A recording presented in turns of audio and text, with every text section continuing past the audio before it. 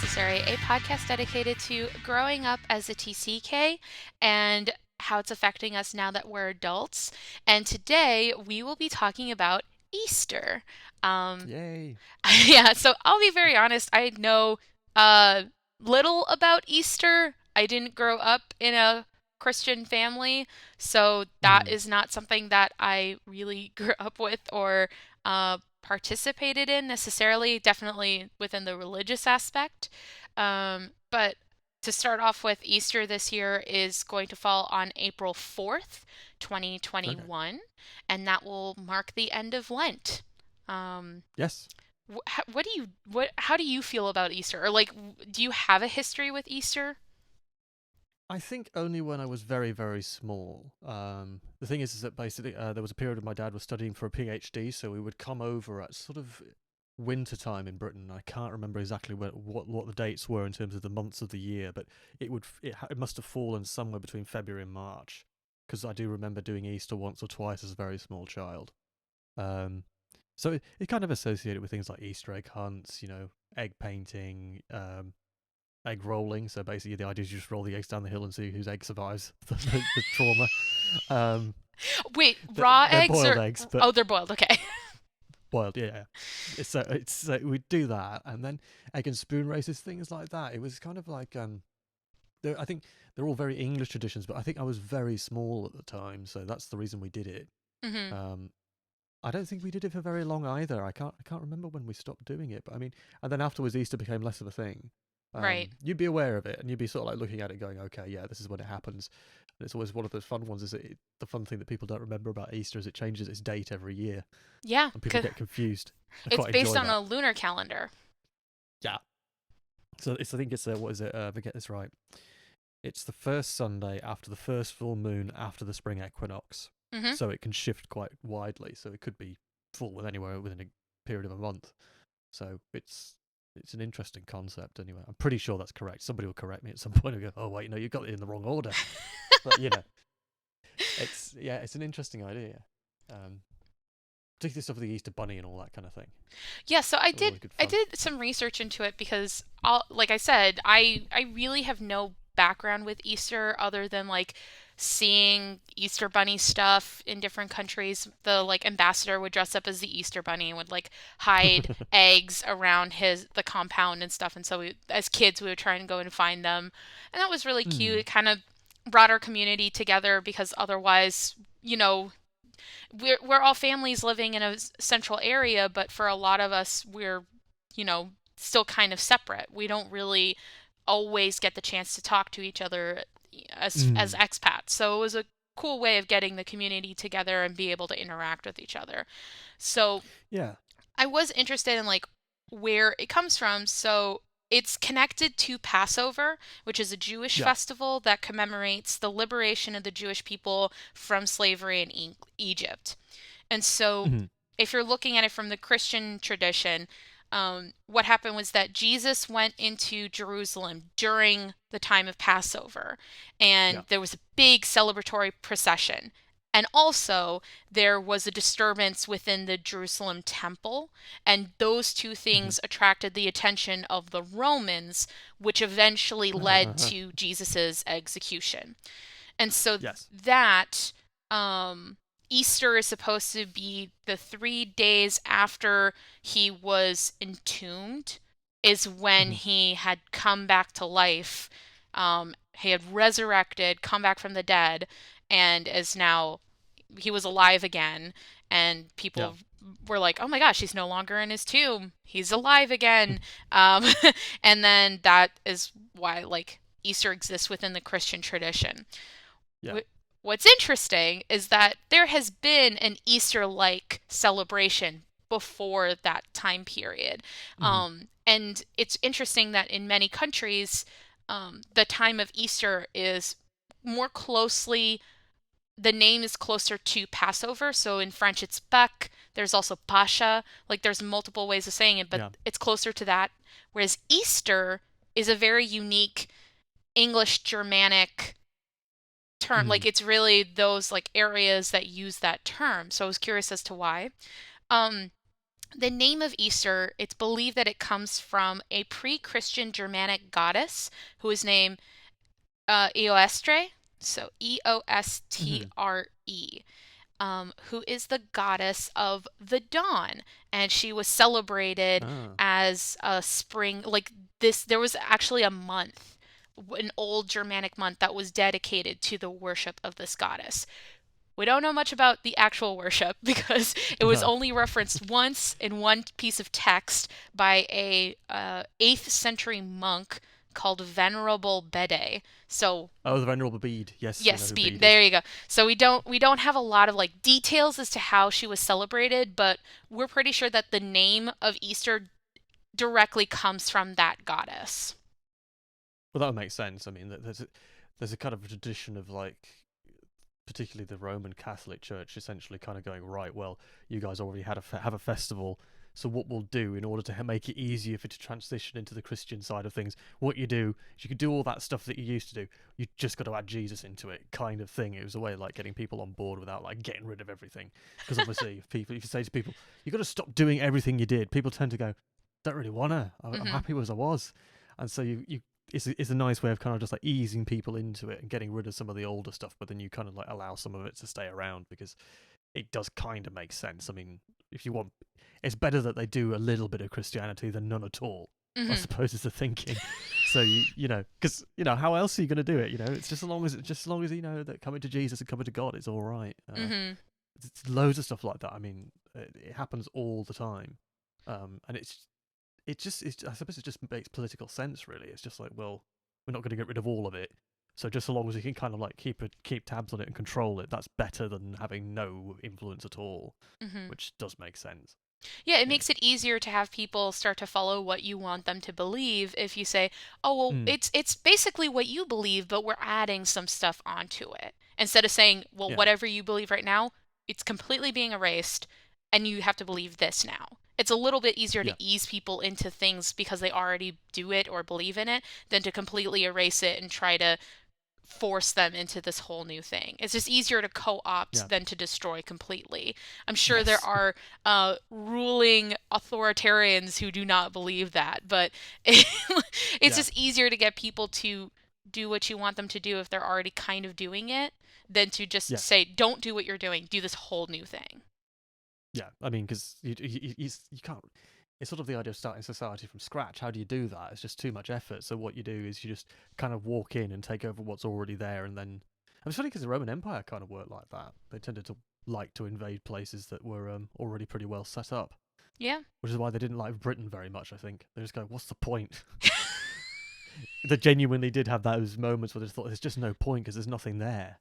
Like, I suppose, yeah, it's the same sort of thing. You just walk in, take over what's already there, and just co-opt it and use it as it is. There's no point in destroying the society. Yeah, and it also makes sense as to why the Roman, like if you look at old Roman mythology, they co-opted a lot of gods and traditions from the Hmm. Greeks because they were like, wow, this Yeah, is a great setup. We already kind of believe this, so we're just going to change the names, but they're basically the same. And so it yeah, made Greek communities more willing to follow along with the Roman Empire because it was like, well, we do mm, already believe that. We're just changing the name of the god. Okay, I yeah, mean, I'm not thrilled by it, but sure, we'll go with it. But it's really interesting with the like going back to Easter because it mm. is a spring festival. That's really what it Yes, it is. is. If you look at Yeah, Passover, if you look at Easter, they are around the time of spring. Passover has very different ways of celebrating compared to Easter. That's its mm, whole other thing. yeah, So I was curious as to where like the whole idea of the eggs and the bunnies came from because there's a joke. I think it's Eddie. It might be Eddie Izzard who joked about how he was like, um, what do eggs and bunnies have to do with Jesus? And it's like, well, because Easter was a fertility festival, it's a spring festival, and then Jesus came around and was like, well, this is my festival now. yeah, It's not exactly that, but Eddie Izzard is known to make some historical yeah. inaccuracies. Um, Though he does make some good jokes. yeah. There was another one that was a comedian, Dave Allen, when he was talking about when he was a child and he was first sent because he was from Ireland, and some of the people that you would get to teach children would be the nuns because Hmm. it's just easy to get you send them to the local area, the local convent, and so he got sent to one of these convents, and he doesn't know about Jesus at all or anything like that. And he asks about the story of Jesus, and she says, "Well, he was born on Christmas and died on Easter." And he said, "Well, he didn't hang around long, did he?" I just love that one. That's so ridiculous. Oh my But it gosh. is. It is. I think. I wonder whether Easter is just a much more Catholic thing than anything else. But then they do it in Britain and in England quite a lot. I mean, it's always it's a big thing. You've got all the snacks and the things that snacks, chocolates. It's just not. It's just chocolate, eggs, and all that sort of stuff everywhere Mhm. in all the shops, and it's all over the place. I mean, people do enjoy it, and it does. And it's just that specific thing, though, isn't it? The eggs and the rabbits. I'm not. Do they do a lot of stuff in the US? Oh, it's everywhere. There's there's eggs everywhere, there's rabbits everywhere. So Yeah. apparently the tradition of really like incorporating like very strongly incorporating eggs and rabbits and all that symbology was around the 17th century. They wanted to include children more within the religion. There was this Yeah. growing belief that children, it wasn't just a step towards adulthood, it was his own process, and you had to start learning how to treat children as their own its own rightful thing. And so they started trying to find ways to teach to children, getting them engaged in religion. And so Mm. they started using the idea of the eggs and the bunnies, which already was around a long time before this really grew, but it was really big in Germany. And actually Germany started a tradition of the Easter hare, excuse me, the Yeah. Easter hare, um, who would bring eggs to good children. And so that was a tradition that was Okay. started around the 17th century. And then a lot Oh. of the traditions that got built by Germanic peoples during that time period started coming to the US via immigrants in the 18th and 19th century. So there's actually Mm. quite a few of the traditions that we have in the US came from that group, from Germanic people who were moving over here.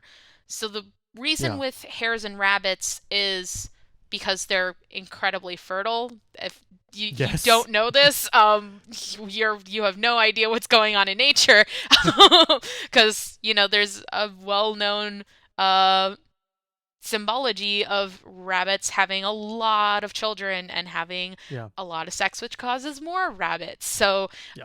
um, rabbits are a symbol of spring and fertility, and then eggs are another symbol of fertility because chickens don't really lay eggs during the winter, if any, and Right. it's during the spring that they start laying eggs again. So it's another way of Okay. symbolizing new life, new growth. Yeah. I mean, one of the things that makes sense with the hares is the thing is that in spring they have this thing which they call the Mad March hares, Hmm. which is basically you do see hares running around in the field. So you'll see two of them, and what they're doing is they're boxing each other around the fields. They'll be like you can see hares fighting in the fields. So that happens. They call them the Mad March hares because you see it in March, and you do see these hares fighting each other, and they actually essentially it does look like they're boxing each other. Um, Wow. and they're kind of obvious because obviously the fields are empty. They haven't got any crops in them or anything like that, and they just use the space, and you can see them darting around. I mean, with COVID and stuff like that, I haven't had a chance to go out and look in the fields particularly. But I mean, if you do have a chance to at some point, you can go out. It must happen all over Europe because I'm pretty sure that I think they're native to most countries in Europe. Hares. I mean, if they're native to Britain, they're probably native to everywhere else. So Hmm. you're probably able to see it. It's it's a weird thing to watch because you do notice it. You hear about it and you go, "Is that real?" And you see it in the field and you go, "Oh, it is real." Oh, it's very real. Are they fighting over mates? Is that where they're fighting? I think it is. I can't remember whether it's females trying to fend off males or males fighting each other. I cannot remember which one it is. Hmm. I can't But remember it which one it is, has but something to do with the mating season. yes, and you do see it. It's quite obvious because I mean hares are quite large, and if you can't, and they're quite tall compared to a rabbit. Hmm. When they walk, they're quite high off the ground, whereas rabbits sort of like crouch and hop, whereas a hare really kind of runs, and they do have the big longer ears as well. So when the field's empty of stuff, they're quite obvious. You can see them moving around. Hmm. I haven't seen that in a very long time. I have seen it, but I haven't seen it in a very long time. So I was also kind of curious about the rabbit thing because obviously rabbits didn't arrive in Europe. I think until at least the 1000s. They were imported, so they certainly didn't arrive in Britain until the Normans arrived. So I was just wondering how old the tradition was. But I mean, yeah, if it's 1700s, then Yeah. that makes a certain amount It of was sense. saying at least the 17th century was when Oh, the 17th century. Okay. that those traditions started regarding like eggs and rabbits and all that stuff. Hmm. Hmm. It's just so interesting. And actually, one of the things I was when I was doing research was why we decorate the eggs. Because I've always, it's Mm. fun. That was one of the things I loved doing as a kid and was Yeah. probably one of the only like Easter traditions that my family ever really had us do was Yeah. decorating the eggs because it's boiled eggs. You can use them in a bunch of different things. So it's like even if you decorate it, it doesn't change the taste of the egg. It's their No, eggs. exactly. Um, so I was curious as to why it's such a big thing. And some scholars were saying that it's because the colors remind us of the flowers that are growing during the Mm. springtime. So winter is seen as very dark and lonely and everything's kind of dead. So when spring starts Yes. arriving, it's all about the growth and nature and flowers coming out. So you those started getting represented on the eggs themselves. So it's really Yeah. popular to have like little decorations that are almost pastel in color because it Yeah. symbolizes that kind of new color of spring. Yeah. That does make sense. I mean, just at the moment looking at stuff, there is a lot of like brightly coloured flowers out and about. So you get the yellows, you get sort of purples and blues and all that sort of stuff. Uh, that does make sense, and it is one. It just seems to be one of those things that really is ubiquitous. You do see it like always being represented as something that people will do. I mean, even with like the Charlie Brown cartoons and stuff like that, Mhm. that you see them doing that in the Easter thing. You just kind of go, okay, so they do it in the States, do it in Britain. But I suppose the United States does take a lot of stuff from Western Europe in terms of those sort of like Christian traditions, anyway. Mhm. Well, they take stuff from everywhere because everybody goes to the United States, but Yeah.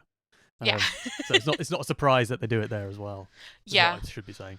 Oh no, Easter is really big here. I mean, Jay and I, Mm, when we were doing some shopping back in like, I want to say middle of March, maybe early March, there was already Easter stuff that was out. yeah, I can't remember when it started coming out this year. I think it came out really early in Britain. I'm sure it was there by February. I'm sure it was.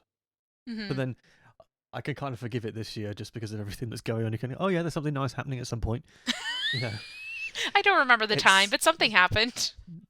yeah, something nice is going to happen soon. So quite nice. But I Um, suppose because it is, because Lent is quite a long process, so it is. I suppose you can kind of say that yeah, it's okay because there's a long period of time in the build up towards it. So mhm. it, well, I'll forgive it this year. Yeah, I mean, one of the things that I always notice with Easter is that there is it's close to Halloween in the idea of like candy. Like there's a Yeah. very strong link, at least in modern times. I don't know how traditional that is, but I know definitely since I was a kid, there's been a lot more candy that I've noticed around Easter. Mm, And it's all sorts. It's not just chocolate. There's also like boiled right. sweets and other things that get sold and given to kids during Easter, usually when Easter egg hunting. So like I Yes. vividly remember you would get these like little plastic eggs that would get filled with candy, and then those would get hidden Okay. everywhere. And so if you collected Right. as Yeah. Yeah. many eggs as you could, you would get more candy out of it. Yeah. I mean, because I think because as I was saying, when we came over to Britain, because my dad was doing the PhD and stuff like that, we used to do it. We used to have like the Easter egg hunts in my great grandparents' garden. Hmm. And they had quite a large garden, and obviously a small kid. So obviously, if it's a garden that's pretty big, then it's easy to try and wander around trying to find stuff, and it's all quite good fun. So I do remember that doing that as a small child. I can't remember how old I would have been. I think like 6 or 7, something like that. You Yeah, know, so small. so small, very small. So It's that's a probably great why the way of memory is keeping your so kids vague. occupied. Well, just as long as you don't lose them. Marcus! um, I'm sure you won't lose your children in the garden, but yeah. I mean, I would hope not, but it's in your own garden. But yeah, no, I definitely remember as a Mm, kid doing that. And it was usually an event that would get hosted by the ambassador in whatever country we were in. mm, So once I started traveling, that was something that I always really liked, that I thought that was something that could go from one country to another, even if it wasn't something that was traditional within that country. It was something that could bring a lot of the expats together. So all the American yeah. families could come together and they could celebrate Easter by having an event with like some little snacks and an Easter egg hunt for the kids. You maybe have photos with the Easter bunny. And it was just an excuse to like meet all the families, get together and hang out without there Yeah. necessarily really being any stress. So it was just, hey, it's Easter. None of us seem to really be religious, or if they are, they're doing their own thing. We're just here for the Easter egg hunt and getting candies. Like that's all Yeah. we really care about. But it's quite a good community thing, isn't it? I think that's the thing about it is it does really help to have that sort of, especially in that sort of situation. It is something that everybody can kind of go, yeah, it doesn't, the religious element doesn't matter, but it's quite a nice, fun thing for everybody to do to get together and do that. Hmm. I suppose, I suppose Easter has always been quite communal in a way, hasn't it? It's not in the same way because Christmas isn't. Whereas Easter seems to be much more kind of like, yeah, let's go outside and stuff like that. And I suppose you want to, in sort of like, if the weather's getting better, it's like, yeah, let's go outside. We've been cooped up inside for months. Let's go and Hmm. get some chocolate and feed the kids and watch them go mental for a couple of hours and then take them home. Yeah, I think it's really cool that it's something that, I think as a culture in the United States, we're at least younger generations are tending to move away from a very faith-based way of Mm. living. I think a lot of younger Americans are finding themselves either atheists or agnostics or just with no belief system. Mm. Um, but there's still certain traditions that are moving on without that faith attached to it. So there are still people who Yeah. I know who are like, I'm not religious, but we celebrate Easter. And same thing that we Mm. talked about when we were talking about Christmas a bunch of episodes ago, is that people are still following the some of the traditions where it's like we're giving gifts, we're taking care of each other, but not really the religious aspect. Yeah. Yeah. I suppose it's like that in a lot of countries nowadays, though, isn't it? It's particularly in the West. Mm-hmm. I mean, it's you don't see such strong religious desires anymore. I mean, there Yeah. are, but I mean, generation on generation, it becomes less and less powerful. I mean, there are some people who are definitely very religious, but Oh yeah. I I'm don't I I'm I pretty think there sure are that it's always not going to people who last will much longer. have I think there are people who will always have strong faith. Mm. And I don't want to deny them that. I think that's their own No. prerogative. But it should be everyone's prerogative to be able to believe if they want to or not. So it Yeah. is kind of cool that we're still able to participate and still able Yeah. to interact with each other without faith having to be the connection between everything. Yeah. Exactly. Yeah. Because I mean, it's such a strange festival anyway, because it has all these elements in, and the thing is it really obviously has shifted from the kind of the from the Christian itself. So we're not really thinking about the resurrection of Christ. We're thinking about Easter bunnies and painting eggs and kind of having a festival Hmm. more than thinking about kind of going right. So we're going to go to church and then we're going to go there and we're going to think about you know our Lord and Savior and then you know be sensible. We don't quite do that. And I think it does also kind of like a festival for children as well, which is interesting. It Yeah. does feel more like that. That's probably maybe why as you get older, it kind of like drops out of your mind because it is quite a lot more focused around children. But then that kind of makes sense in the sense of rebirth, doesn't it? I suppose in weird ways, is that your children are the next generation, so they're the Yeah. extension of the self, kind of in a way. Some No, people like it to say it things like that. definitely feels very child centered. Like Easter feels like a Mm. lot of the the celebratory aspects of it are geared towards a younger person wanting them to have fun, discovering things. Mm. But then there's also the more like adult idea of spring and rebirth and growth and fertility. Like Yeah. you really can't escape that with Easter because it's so closely connected to the beginning of spring and the idea of like, okay, Yeah. everything's growing, we're starting to get nice weather again. You see plants and Yeah. trees and things that are not dimmed by the darkness of winter anymore. We're starting to get more Mm. light, so we're starting to get more growth. So it's very interesting Yes. where it is a very child geared festival, but it's also pretty adult when you think about it because it's like it's Yes. spring, children will be around again soon. I mean, it's really interesting. I think another thing that's kind of interesting about it is that there is no real like, food that is dedicated to Easter. Not Because specifically, no. like Christmas, people think of having like the Christmas dinner with the roast or a turkey or whatever it is that's very big in your country or your family. And then there's other things like for Halloween, people immediately think Hmm. candy chocolate. Like that's exactly what you think of. And then Mardi Gras, we have the king cake. So it's just interesting how Easter, as such a big holiday, doesn't exactly have like a centerpiece food. Hmm. Because you could technically say the eggs, but really no one's eating a bunch of eggs on Easter. There's no, No. you really decorate them. That's the focus. And then Yes. you'll have egg salad for the next 40 days because you've boiled a million eggs. That's what happened to Oh, us. We would have a ton of eggs, and then it was like, well, I guess we're gonna have a lot of egg salad and some deviled eggs, because that's what we've got. oh yeah, that's all right. You just go, yeah. So what's for dinner? Salad niçoise. We had it yesterday. Doesn't matter. Doesn't matter, you're gonna eat it. Yeah. I suppose the only thing I can think of that might be sort of vaguely associated would probably be the eating of fish. I don't know if that's if my memory's playing tricks on me, but often with like in Christian religious festivals, you'll eat fish because Christ, for whatever reason, I think in the Greek, if you're putting out Christ's initials, it would be an I and a C, which are the two first letters of ichthos, which is fish. So the Hmm. fish is associated with Christ. It's a really old symbol that I think it was kind of like code because Christians obviously couldn't show that they were Christian for a long time, so it was a kind of a code. So if you like said, if you fish would be a kind of a thing.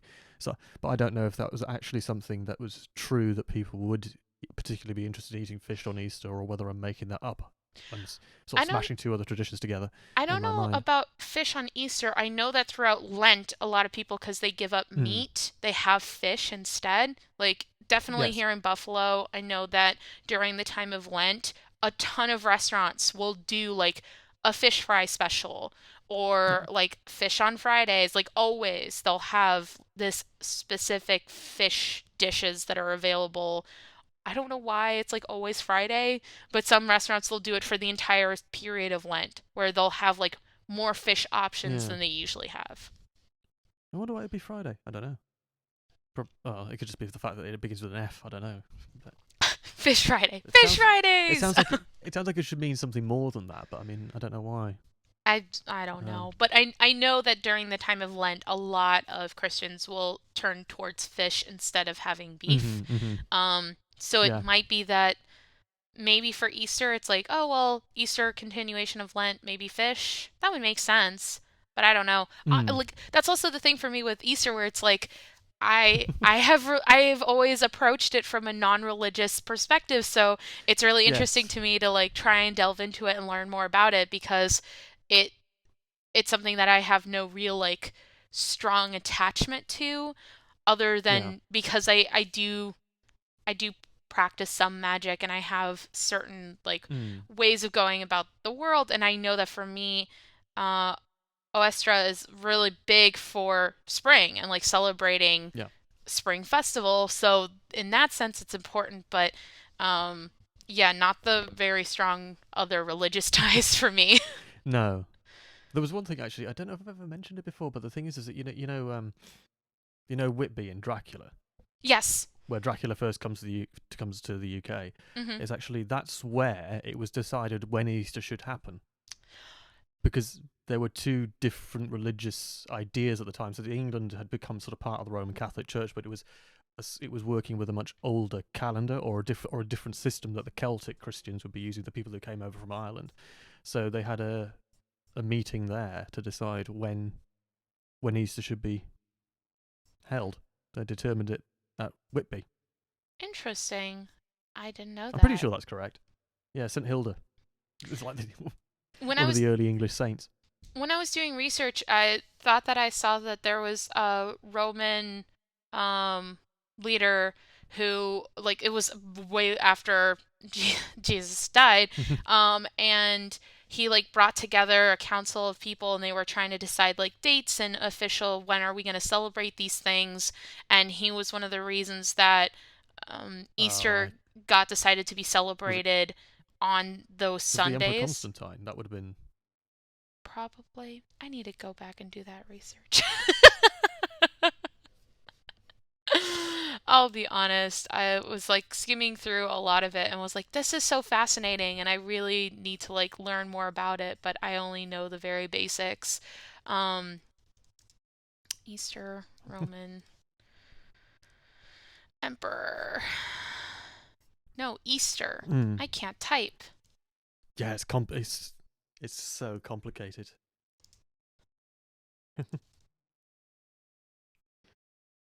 Whatever it is, it's just interesting. It's definitely something where if you have Yeah. an interest in like where different holidays come from and how they inspire each other, um, Easter is a perfect example of how we like because there has been this history of, oh well, it's a Christian holiday and that's all we know it as. It's really interesting to go and do the Mhm. research and then learn, oh well, that was based on a different holiday and it came from this, and that's why it's has certain symbols that may not make sense now, but at the time period made a lot of sense.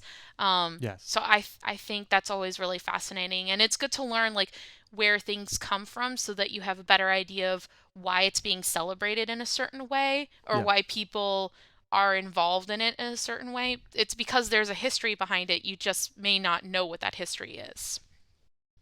Yeah. Yeah. There's so much to learn, though. So much to learn. Absolutely. Well, that's kind of it for Easter for us. Yeah. But I do want to thank you guys so much for joining us today. We had a really fun time talking about bunnies and eggs. Yeah. And if you want to reach out to us, we are on Twitter. It is Passport NECESS1, and we're rolling with it. And Yeah. also, we are on Spotify and Apple Podcasts, anywhere where you can listen to amazing podcasts. So definitely check out our other podcasts on various topics that we've previously spoken of. Feel free to subscribe so that you don't miss another episode. And I do want to thank you for listening to us. Oh, we're also on YouTube. If you want to Yes. listen to us via that um, way of doing it, you can do that. Yeah. But yeah, thank you so much for joining us today. Right. Thank you. Bye. Bye.